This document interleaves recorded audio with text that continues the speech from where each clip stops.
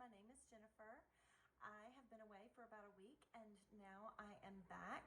I had some personal things going on in my life that I wanted to spend some time on, and needed to take a break away from the channel. And sometimes it's good to do that because I like to kind of get away from the narcissistic stuff sometimes. But I have missed you guys, and I noticed that some of you were wondering where I was at. And so I am back to do hopefully 2 videos tonight. And if you are new to my channel, I hope that you will subscribe. If you are not new and you haven't subscribed, I hope that you will subscribe to my channel so that in the future, hopefully I'll be able to go live with you guys. So this past week, like I said, I was busy. I had some family things going on that was pretty personal, and I wanted to take some time with that. But while I was away, I was spending some time trying to catch up. I love to watch documentaries, and so when I watch TV, it's usually some type of documentary or something. And I wanted to catch up on the Jeffrey Epstein case. And at one time, I really didn't know a whole lot about it. And I don't know, during quarantine, somehow I started getting privy about this case. And I was surprised that I didn't know a lot about it before, but I guess it's because I wasn't really watching the TV or whatever. But I think I'm pretty caught up now.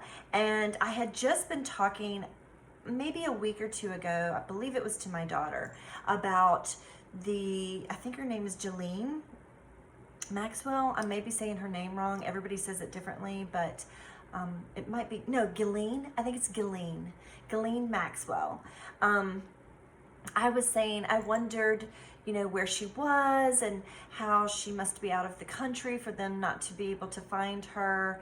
And I wondered, what would happen if they did. And this, because I was curious about what had really happened with Jeffrey Epstein, whether he committed suicide, had someone kill him, or if other people came in and killed him because he knew too much information about other people. But what was so interesting about this entire case with Jeffrey Epstein and even Ghislaine, I hope I'm saying her name right, I don't know, Ghislaine Maxwell, is when I have talked about narcissism and other people talk about narcissism or narcissistic personality disorder, and they are 2 different things. There are people that have narcissistic traits that are not narcissistic personality disordered, and then there are people that have NPD. But these people clearly had highly narcissistic traits, if not narcissistic personality disordered. I don't think you have to be a psychiatrist to maybe diagnose them. I cannot diagnose anybody, but I gotta say, the traits are so high, and I would even go with sociopaths. So psychopaths, this is malignant narcissists, whatever you want to call it. These are the top of the top, where you can see every single trait happening. And I felt like a really good example of why, when you hear people say, I wonder why, and I've said this before on this channel, why do you keep getting around people like this? Why would you surround yourself with people that are bad for you like this? How do you seem to always get involved with people like this? And there are a lot of different answers to that question, but I have said this can happen to anybody, and it doesn't matter who you are, what social class you're in. This can happen to anyone. And these people are perfect examples, because you may not realize that these people, well, none of us do. We don't realize who they are and what they are most of the time. Most people don't, when they're getting involved with people like this. And so you may be somebody who is hanging out and just getting the benefits and find them a lot of fun and very charismatic. So it could be that you were someone that, you know, got invited to the parties, the dinner parties, or just saw them out and about. You know, this Ghislaine Maxwell was a socialite and obviously had, I mean, she did TED Talks from what I saw. She's pretty smart and knew a lot of people, came from a very wealthy background. And Jeffrey Epstein obviously needed her for that because he, from what I understand, was kind of awkward. He was more socially awkward and didn't have the same social circles that she did, and so she was able to bring him into that world, which then elevated him to a status that he felt that he wanted to be in and deserved to be in. And so that friendship between the two of them was perfect. They needed each other for different things. She had been, you know, from a really wealthy family, and there was a lot of controversy around her father, who had been stealing from his clients and company for many, many years. And he ended up, I don't know if he committed suicide, if there was an accident, if somebody actually killed him, I don't know. But then her social status kind of changed, money kind of changed, and Jeffrey Epstein, you know, when she met him, was very well off. And so this relationship was going to work really well for the both of them. Sometimes, and we've talked about this on this channel and on other channels, you'll hear this, two narcissists can come together if the needs are being met, if they have certain needs that are being met. It doesn't mean that it's always going to last. And in this situation, I'm not sure because I cannot diagnose anyone, but definitely want to say that it could have been two narcissists who came together. I don't know. They're both did some really bad things, so both of them had some serious personality disorders, and I would love to know what other psychiatrists or psychologists, behavioral therapists say about their personalities. I am very curious about that, but definitely very toxic. And so when you wonder, why would someone ever get involved with someone like that? And so if you say, like, I've been in an abusive relationship, and someone doesn't believe you and they're like questioning you because they've never seen that before from that person, or really probably haven't seen that before, or they haven't been treated bad themselves. Maybe they have seen it towards other people, but it never happened to them, but they question it. This is why, look at all the people that were hanging around these people that had no idea. Come on, not everybody knew that they were trafficking young girls and that they had this other life about them, this other side about them. And it's because they didn't hang out with them 24/7. They may have gotten some of the perks, you know, the partying, maybe even visited their homes and things like that, and still did not realize what kind of people and what things were going on behind the scenes. And so I know a lot of people are questioning different people, such as Prince Andrew and people like that who had closer relationships with them. And I'm not going to talk about Prince Andrew right now. I don't think that's a good idea. But I will say that other people, just normal people, they hung out with a lot of people. They were, in the social scene. And believe me, a lot of those people had no idea. They just, were hanging out with rich people. They were having a good time. Probably didn't see them very often and had no idea that this was going on. And So it can happen to anyone. You can be around someone like that and have no idea what they are doing behind closed doors. They can be monsters behind closed doors. And the people that they have behind the closed doors, that they are the closest to, are the ones that they are treating really bad. And so I feel like if you have been following that case, and it appears a lot of people have been following that case, then that is a perfect example for you to see that it is possible. It is possible to be duped by someone like that. I was even surprised that the guy, I'm sorry, I don't know his name, but the man who owns, I don't even know if he's still alive. I don't know.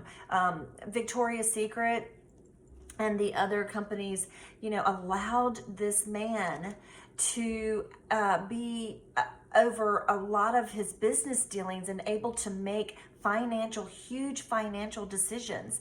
And he ended up stealing so much money from him.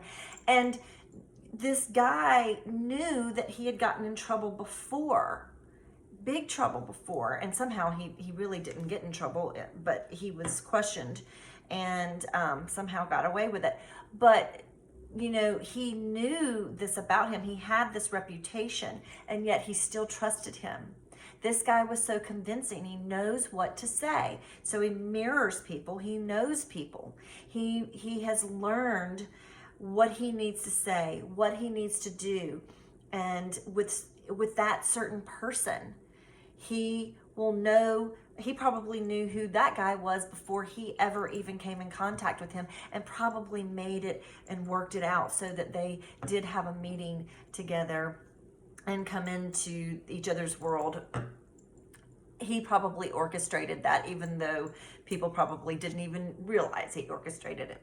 But I'm sure he had already done his homework on this guy and was able to gain his trust.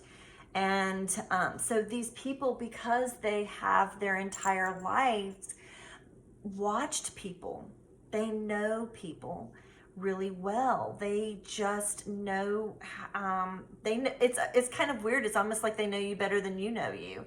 And so they prey on your vulnerabilities, and it can happen to anyone. So it's not that someone's stupid when it happens to them. It's just that they were preyed on, and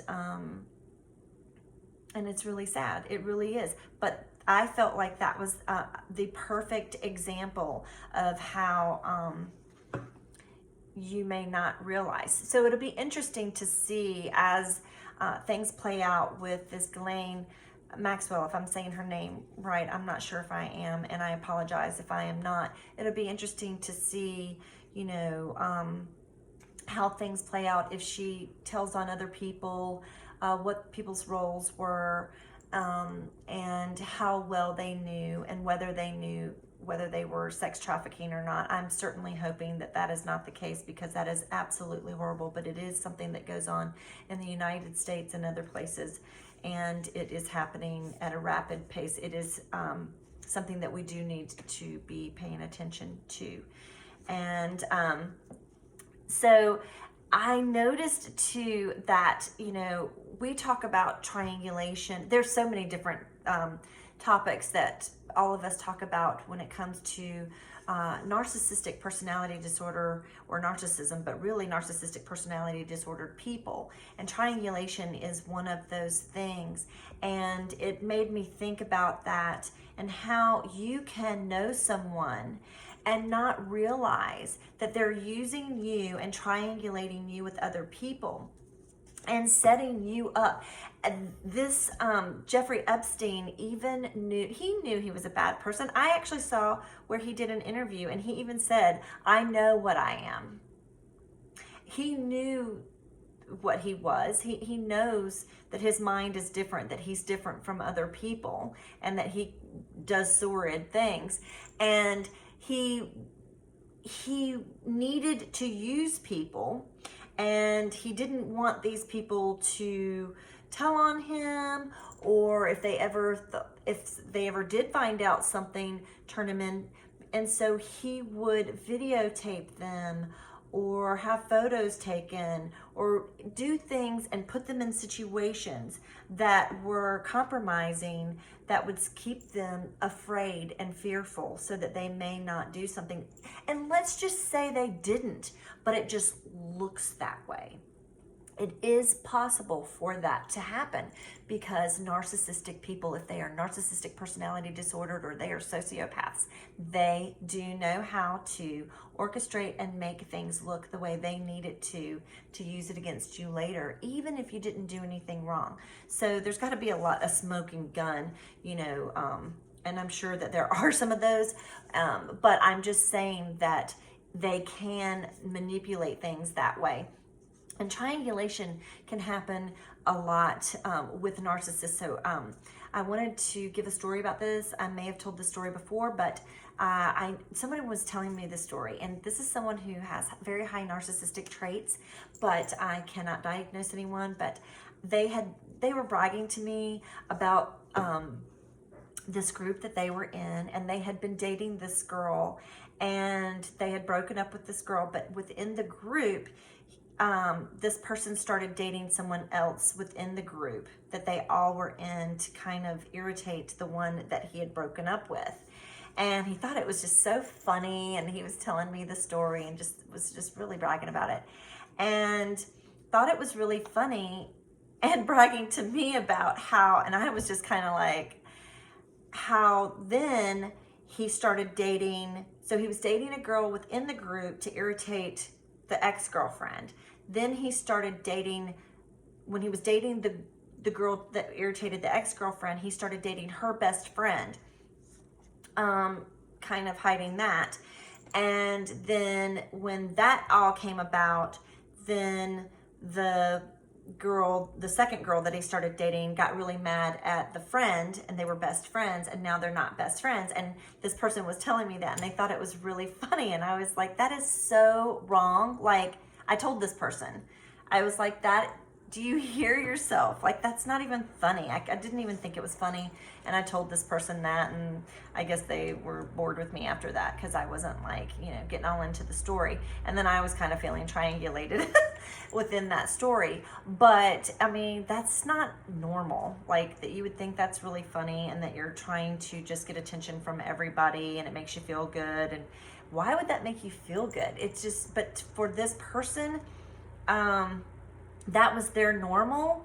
And I think that when they tell those stories, sometimes they're trying to normalize it and practicing it on other people just to see the reactions of the other people. And I can certainly tell you that I was like, yeah, not cool, and very passive aggressive and very just underhanded and just very manipulative to get people to react and not like each other. And then they're isolating each other from really getting the real stories, and they're being used for this person's benefit to make this person feel like they're all that, because it makes them feel good to see different people mad and upset about this one person. And so this person really enjoys that and was enjoying telling me the story. I was just like, it's so immature. Oh my goodness. And they loved every minute of it. And these women were giving him all the narcissistic supply that he could even, I don't know, he was just lapping it up. And I was kind of not impressed. So, but also, you know what, I think I'm going to go into the next video and I want to talk about the grooming. I've talked about this, touched on this before, but I want to touch on it in the next video. But know that this particular case, there's so many other cases that show this, and where people get duped or get roped in and fear, and where the narcissist is using the vulnerabilities to get you to do and play the game the way they need you to play the game. You are a piece of that game. They are playing to win, and the game rules change depending on the narcissist. depending on the day, depending on the moment, depending on the hour, the month, the year. So you are just a piece of that game, and they like having lots of different players, and you're gonna always lose. They'll make sure of it, that you always lose. Never try to go up against a narcissist on your, look at this case alone. These women who I give them so much credit to go out there and tell their stories and to be so strong and not back down, because look at what they have to go through to tell their story. People don't want to believe, and they certainly didn't want to believe them a long time ago. It took so much corruption to happen for people to even believe them. And then there'll still be people that call them names and, you know, try to put these girls down, but they remember they were young girls. They were young and impressionable, and they were used, their vulnerabilities were used against them, and they were put in they were groomed. And so I'll talk about grooming in the next video, but I think it's really important to be careful and not re-victimize people that have been victimized. These girls don't need to stay, they don't need to be victims for the rest of their lives. They can be survivors. This does not have to be who they are, you know? And them coming out and healing from this experience and getting it off of them and admitting what has happened and helping put somebody away. And now people are believing them, and how refreshing is that? Because for so long, nobody believed them and thought they were crazy. And that's what happens when you are dealing with people like this. And that's why it's so scary to come out. And so thank God, you know, there were other people that came out, and there's tons of evidence to prove that these people did these really bad things.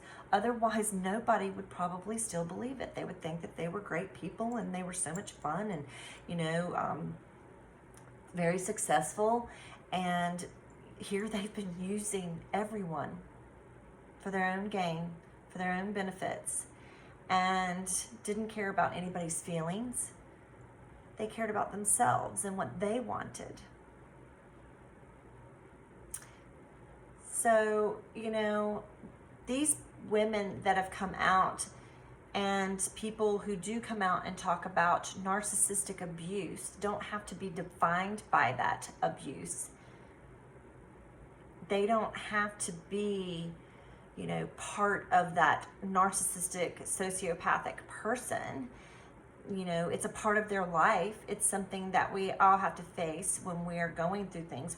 If you've been through that, or whatever it is that you've gone through in life, we face these things and we try to move on and resolve things and move on in our lives to heal. And but it doesn't have to define you, and you can move on and be very happy people. Or you can choose, I actually said this earlier, you can choose to stay and be unhappy and not deal with the trauma that you've been through.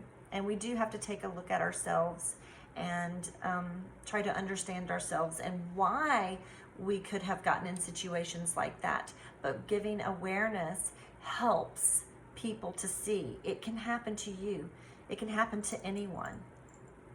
Anybody can be manipulated by someone, even narcissists, even other narcissists can, and be just as surprised and want to get away from that. They don't want that ugly attached to them.